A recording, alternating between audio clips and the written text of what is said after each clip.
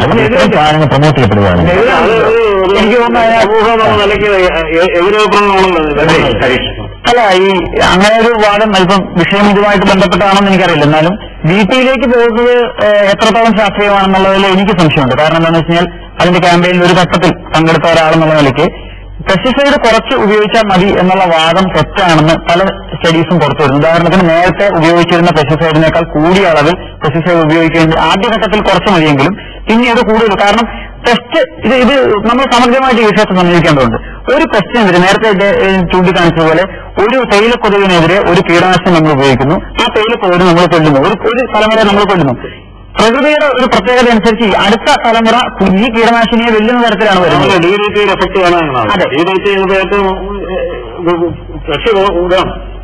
പ്രാണികൾക്ക് ഇഷ്ടപ്പെട്ട ഭോജ്യമാണ്. അതുപോലെ പാറ്റ കൊല്ലാനായിട്ട് നമ്മൾ നാച്ചുറൽ പഞ്ചസാരയായിട്ടാണ് ഉപയോഗിക്കുന്നത്. അപ്പൊ അങ്ങനെ അത് നമ്മൾ കൊതുകുതിരി കത്തിച്ചായിട്ട് മുകളിലിരുന്ന് ഡാൻസ് കളിക്കുന്ന കൊതുകിനെ നമ്മൾ കാണുന്നു. അപ്പൊ ഞാൻ പറഞ്ഞു വന്നത് പെസ്റ്റിനെതിരെ ഒരു കൺട്രോള് നമ്മൾ പെസ്റ്റിസൈഡ് എന്നുള്ള അല്ലെങ്കിൽ കെമിക്കൽ ഓൾട്ടർനേറ്റീവ് എന്നുള്ള നിലയിൽ നോക്കിക്കഴിഞ്ഞാൽ ഏത് ഓൾട്ടർനേറ്റീവ് നമ്മൾ കൊണ്ടുവന്നാലും അതിന്റെ അടുത്ത തലമുറ ഇതിനെ വെല്ലുന്ന രീതിയിലാണ് വരുന്നത്. ഈ വിഷത്തിന്റെ അളവ് കൂട്ടുക എന്നുള്ളതിൽ ഇതിന് സൊല്യൂഷൻ ഇല്ല. ഇതിന് പകരം ഒന്ന് പ്രകൃതിജന്യമായ രീതികൾ ഉപയോഗിക്കുക. ഉദാഹരണത്തിന് പ്ലാന്റേഷൻ കോർപ്പറേഷന്റെ ചില തോട്ടങ്ങളിൽ ഇൻഡോസൾഫാൻ നിരോധിച്ചതിന് ശേഷം ഈ പെസ്റ്റ് ഈറ്റിംഗ് ബേർഡ്സിന്റെ എണ്ണം ക്രമാതീതമായി കൂടിയതായിട്ടൊരു സർവേ പറയുന്നുണ്ട്. അവിടെ ഇത് ഉപയോഗിക്കാതെ തന്നെ അവരുടെ വിളവിൽ കാര്യമായ കുറവ് വരാതെ അവർ കീപ്പ് ചെയ്തായിട്ട് ഈ സർവേ പറയുന്നുണ്ട്. ഇത്തരത്തിൽ ഇപ്പം നേരത്തെ ഇദ്ദേഹം ചൂണ്ടിക്കാണിച്ചുള്ള പ്രകൃതിയിൽ ഏറ്റവും നല്ലൊരു മാർഗമാണ് ഉറുമ്പും കൂട്. ഇപ്പൊ എന്റെ അച്ഛനൊക്കെ പറഞ്ഞിരുന്നൊരു കാര്യമുണ്ട്, മാവിന്റെ അടുത്ത് പോവുകയാണെങ്കിൽ ഉറുമ്പും കൂട് താഴെ ഇടരുതെന്ന് അവരോട് പറഞ്ഞു വിടുമായിരുന്നു. കാരണം എന്താണെന്ന് വെച്ചാൽ ഇതിനെ പ്രൊട്ടക്ട് ചെയ്യുന്ന ഒരു അറിവ് ഈ കൃഷിയുടെ കൂടെ തന്നെ അവർ കൊടുക്കുമായിരുന്നു. അപ്പൊ ഇത്തരത്തിലുള്ള അറിവുകൾ നമുക്ക് നഷ്ടപ്പെടുകയും കൃഷിശാസ്ത്രജ്ഞന്മാർ തെറ്റായ കൃഷി രീതികൾ ഒരു കാലഘട്ടത്തിൽ 70-കളിലെ ഈ ഹരിത വിപ്ലവം എന്നൊക്കെ പറയുന്നതിന്റെ രീതിയിൽ വരികയും ചെയ്തു. നമ്മൾ ഏറ്റവും പ്രധാനപ്പെട്ട ഓർക്കേണ്ട ഒരു ലീഗൽ പോയിന്റിനകത്ത് വിട്ടുപോകുന്നത് ഇന്ത്യയിൽ ഇന്നേ വരെ കശുമാവിനെ എൻഡോസൾഫാൻ ഉപയോഗിക്കാൻ രജിസ്റ്റർ ചെയ്തിട്ടില്ല.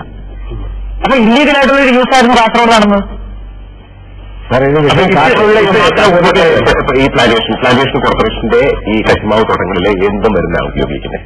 ഇപ്പൊ അവര് കീടനാശിനികൾ പലതും ഉപയോഗിക്കുന്നുണ്ട്. ഇതിന്റെ പേരോ ഇതൊന്നും പുറത്തു വിടുന്നത് ഹെലികോപ്റ്റർ ഇല്ല. ഹെലികോപ്റ്റർ 90% വേസ്റ്റ് ആയിട്ടാണ് 2% മാത്രമേ ചെടിയിൽ വെക്കുന്നുള്ളൂ. അതാണ് ഏറ്റവും വലിയ മാരകമായ ഭവിഷ്യത്തുണ്ടാക്കുന്ന അത് കാരണം അതൊരു കാരണമാണ്. അതായത് തമിഴ്നാട്ടിൽ വ്യാപകമായിട്ട് അത് ഇന്നതിന്റെ തുടങ്ങിയതല്ല, കുറെ വർഷമായി തുടങ്ങിയതായിരിക്കണമല്ലോ തീർച്ചയായിട്ടും എൻഡോസൾഫാൻ. അവിടെ പച്ചക്കറി നമ്മളൊക്കെ കഴിക്കുന്നുണ്ട്, നമ്മളൊക്കെ വി ആർ ഓൾ എക്സ്പോസ്ഡ് ആയി. അവിടുത്തെ ആൾക്കാര് ഇത് തളിക്കുന്നവർ അവിടെ ഉപയോഗിക്കുന്നവർ അവർ ഈ പച്ചക്കറി തന്നെയാണ് കഴിക്കുന്നത്. അവർക്കൊന്നും ഈ ദിവസം കൊണ്ടതായിട്ട് റിപ്പോർട്ടില്ല, ഈ ഭാഗത്ത് കൊള്ളതായിട്ട് റിപ്പോർട്ടില്ല.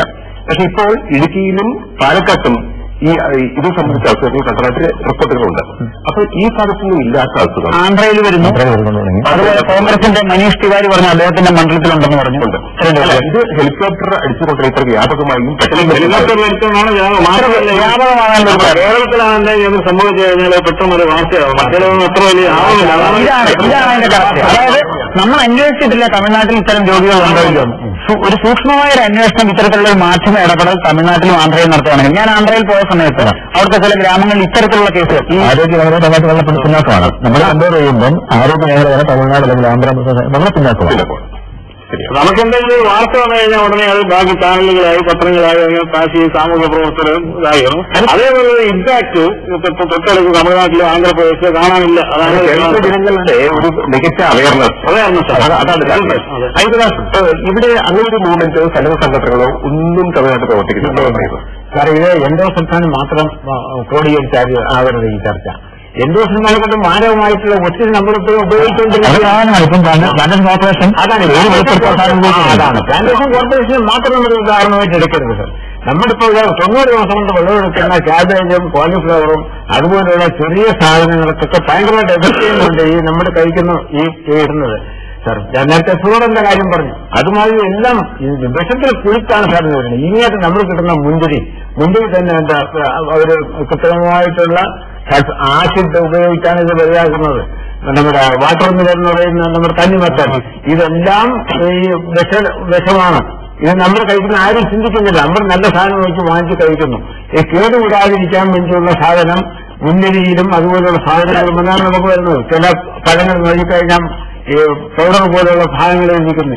ഇതിനെപ്പറ്റില്ല എല്ലാവരും എൻഡോസൾഫാൻ മാത്രമല്ല സാർ, ഇത് പൊതുവായിട്ട് ഒരു അവയർനെസ് കൃഷിക്കാരുടെ ഇടയിലും അതുപോലുള്ള സാമൂഹ്യമായിട്ടുള്ള ഒരുപാട് നമുക്കിപ്പോ കൃഷി എന്ന് പറയുന്നത് ഇപ്പൊ പച്ചക്കറി ചില എല്ലാം ഒഴിഞ്ഞിരിക്കുകയാണ്. തെങ്ങ് പോയി ഇപ്പൊ റബ്ബറാണ് ഇപ്പൊ കൂടുതൽ വരുന്നത്.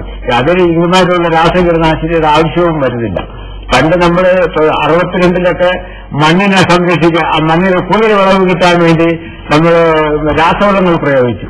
ഇന്നിപ്പോ അത് മാറി ഇപ്പൊ രാസവളം കുറയ്ക്കാൻ പറഞ്ഞു. ജൈവവളം വരുന്നു. ഈ ജൈവവളം ഇവിടുന്ന് ഉണ്ടാക്കും, പശുക്കൾ വരുന്നുണ്ട്. എത്ര പേര് എത്ര ഇത് ചെയ്യുന്നുണ്ട്, പാല് ഇന്നലെ ഒന്നും ചെയ്യുന്നില്ല. ഇതൊക്കെ ഈ ചർച്ചയിൽ വരേണ്ടതാണ്. സൈലബക്ഷനോട് ഈ കാസർകോട്ടെ ഈ 11 പഞ്ചായത്തുകളിലെ ഇപ്പോഴത്തെ ജനിച്ചു വരുന്ന കുട്ടികൾ, ഈ പ്രശ്നമുള്ള കുട്ടികൾ, അസുഖമുള്ള കുട്ടികൾ, ഇപ്പോൾ ജീവിച്ചിരിക്കുന്ന അംഗങ്ങൾ, പ്രായമായിക്കൊണ്ടിരിക്കുന്നവർ, ഇവർ നേരിടുന്ന ചില പ്രശ്നങ്ങളുണ്ടല്ലോ. ഇവർക്ക് സാമ്പത്തികമായിട്ട് പിന്തുണയില്ല, ഇവർക്ക് ജീവിക്കാൻ വഴിയില്ല, ജീവിതമാർഗങ്ങളില്ല. ഇതിന്റെ വിഷയങ്ങൾ നിങ്ങളുടെ സന്നദ്ധ സംഘടനകളും അവിടുത്തെ പ്രാദേശിക പഞ്ചായത്തുകളും തദ്ദേശ സ്വയംഭരണ സ്ഥാപനങ്ങളും സർക്കാരും കേന്ദ്ര സർക്കാരും അവരൊക്കെ കൂടി എങ്ങനെയാണ് കൈകാര്യം ചെയ്യുന്നത്? ഇതിന് ഇപ്പൊ കൈകാര്യം ചെയ്യാനായിട്ട് ഈ സർക്കാർ അവിടെ എൻഡോസൾഫാൻ റെമഡിയേഷൻ സെൽ എന്ന് പറഞ്ഞിട്ട് ഒരു സെല്ല് രൂപീകരിച്ചിട്ടുണ്ട്. ജില്ലാ പഞ്ചായത്തിന്റെ കീഴിലാണ് ഈ സെല്ല് പ്രവർത്തിക്കുന്നത്. 11 ഗ്രാമപഞ്ചായത്തിലെ അംഗങ്ങളുടെയും അതുപോലെ സന്നദ്ധ സംഘടനകളുടെയും പ്രതിനിധികളെ ഉൾപ്പെടുത്തിക്കൊണ്ട് കേരള സർക്കാരിന്റെ തന്നെ നേതൃത്വത്തിലാണ് ഇത് നടക്കുന്നത്. അവരുടെ ചികിത്സാ ചെലവും കാര്യങ്ങളൊക്കെ സെല്ലിന്റെ ചെലവിലാണ് നടക്കുന്നത്. സർക്കാരിന്റെ തന്നെ ആരോഗ്യവകുപ്പ് ഇത്തരം ആളുകളെ കൊണ്ട് ഇപ്പൊ 11 പഞ്ചായത്തിന് ഓരോ വണ്ടി കൊടുത്തിട്ടുണ്ട്, ഡോക്ടർമാരെ കൊടുത്തിട്ടുണ്ട്. അത്തരം റെമഡിയേഷൻ മെഷേഴ്സ് നടക്കുകയാണ്. മെഡിക്കൽ ടൈംസിന് എന്തെങ്കിലും ഒരു പരിഹാരം കണ്ടെത്താൻ പറ്റുമോ? ഇന്ത്യൻ മെഡിക്കൽ അസോസിയേഷന്റെ സെക്രട്ടറി ആയിരുന്നു ഡോക്ടർ ശ്രീകുമാർ.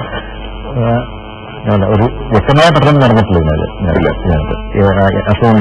എന്ത് വഴി ഉണ്ടാകുന്നുള്ളതും ഡോക്ടർ കുമാർക്ക് പോലും അറിയാൻ മേലാത്ത എനിക്ക് തോന്നുന്നു NIH പഠനങ്ങളൊക്കെ ഏതാണ്ട് സമഗ്രമായിരുന്നു തോന്നുന്നു. സമഗ്രമാണ്, പക്ഷേ കാണാൻ വെച്ചിട്ടില്ല.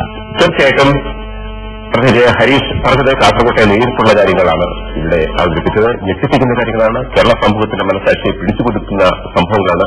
എൻഡോസൾഫാൻ അല്ലെങ്കിൽ മറ്റ് കീടനാശിനികളും എൻഡോസൾഫാൻ ഉൾപ്പെടെയുള്ള വിവിധ കീടനാശിനികൾ കേരളത്തിലും നല്ല ഇന്ത്യയിൽ ലോകത്തിൽ തന്നെ വിഷം വിതച്ചുകൊണ്ടിരിക്കുകയാണ്. ഇതിന്റെ എല്ലാം അന്തിമ ഫലം അനുഭവിക്കേണ്ടത് ജീവിക്കുന്ന മനുഷ്യരാണ്.